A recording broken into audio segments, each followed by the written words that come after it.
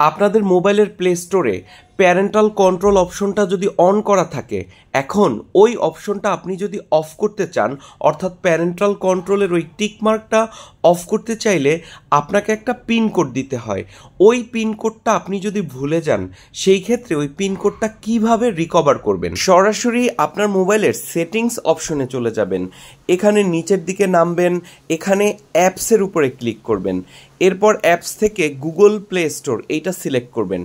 এটা সিলেক্ট করার পরে স্টোর অ্যান্ড ক্যাচে অপশনে ক্লিক করবেন। প্রথমে ক্লিয়ার ক্যাচেতে ক্লিক করবেন, এরপর ক্লিয়ার স্টোরেজে ক্লিক করে ডিলেট অপশনে ক্লিক করবেন। সাথে সাথে আপনার অ্যাপের সব ক্যাচে এবং স্টোরেজটা ক্লিয়ার হয়ে যাবে।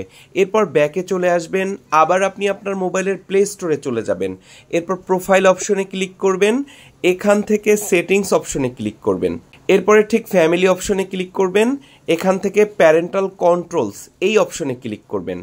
এরপর সবচেয়ে উপরের দিকে দেখবেন টিকমার্কটা অফ হয়ে গেছে, অর্থাৎ আপনার পিন কোডটা রিকভার হয়ে গেছে বা রিমুভ হয়ে গেছে। ভিডিওটি কেমন হলো অবশ্যই কমেন্টে জানাবেন এবং আমার নলেজ ওয়ার্ল্ড ইউটিউব চ্যানেলটিতে সাবস্ক্রাইব করে রাখবেন এবং আমার ফেসবুক পেজে ফলো দিয়ে রাখবেন।